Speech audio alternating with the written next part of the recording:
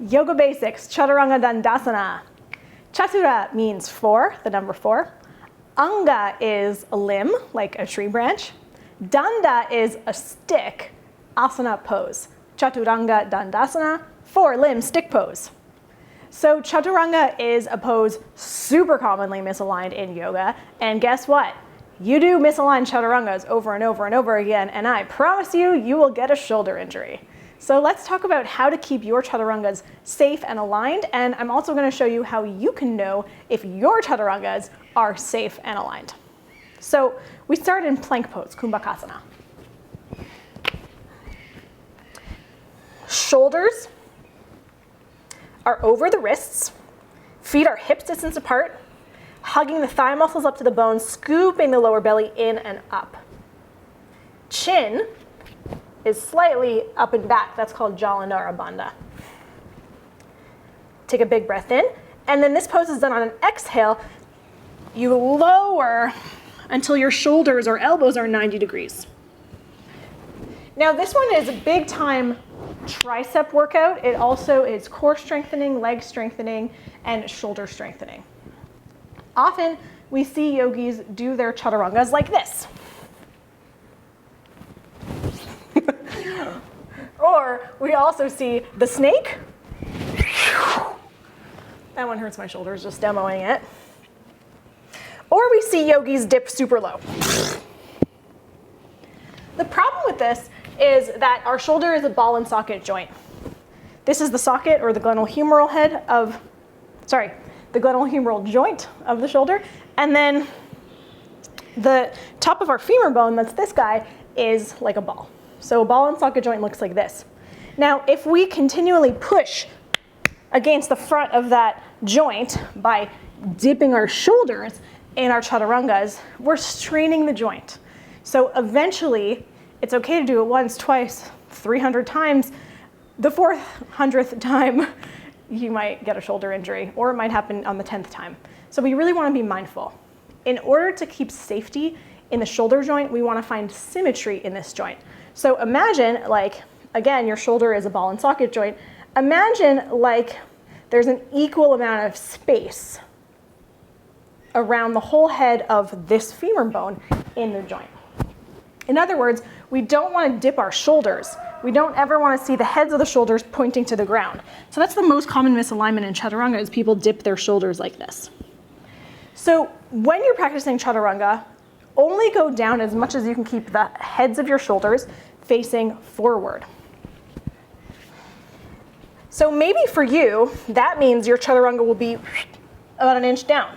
Maybe you can go lower, but we never want to go lower than the elbows because that makes asymmetry in the joint. For a lot of us just starting yoga, or we're more tired, it's too much to do a full Chaturanga. So in that case, you can just plank on your knees, big breath in, and as you exhale, come down until you feel that you have that symmetry. Right? So we're here, and we just come down. So it's a really great way to practice. Other common misalignments we see in our Chaturangas is this one, dipping of the hips. You know, hips are heavy. We see winging of the shoulders, so people come down, and the shoulders are way up in their ears, and the shoulder blades here between the shoulders will actually pop up and wing. I'm not really good at demonstrating that. My shoulder blades don't wing a lot, but basically it's this. You know, see when the shoulder blades pop out? Or we also will see the hips lifted way up in the air. The booty Chaturanga, it's something like this. So ideally, you want to keep your body flat, and you want to keep your shoulder heads facing forward and come down only as much as you have 90 degrees. A really great way to test for your Chaturanga is to use a yoga block. If you don't have a yoga block, you can use like a book or even a water bottle would work. And essentially, if I am only coming down as low as my elbow to make a 90-degree angle, then my shoulder is going to kiss the top of this block. Do you see that? I'm pretty fortunate that my elbow is exactly the same height as the block here. So I can put a block in front of my shoulder, in front of my hand, to test it out. That's about as low as I should go. Maybe a little lower for me because I'm shorter. For most of you, It'll be about that height. I can go a little lower, so maybe if I put the block to the second height, then I could really test for it. There we go, kiss the block. Not much lower than that. The other thing we sometimes see in Chaturanga is when people lower, they'll do this. So they're putting their weight in the outsides of their hands, collapsing down, and then the elbows are shooting backwards. How do we see if we're doing this? Take your block or water bottle again. Put it behind your wrist. And then try your Chaturanga from here. So again, we want to lower without dropping this block.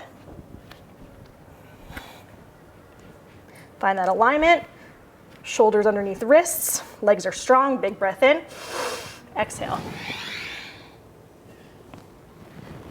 And then finally, the last exercise you can do to make sure that you're not dipping your shoulders or winging your elbows out to the sides or back is to use 2 blocks or 2 water bottles or 2 books. One in front and one in back. So I'll put my hand between.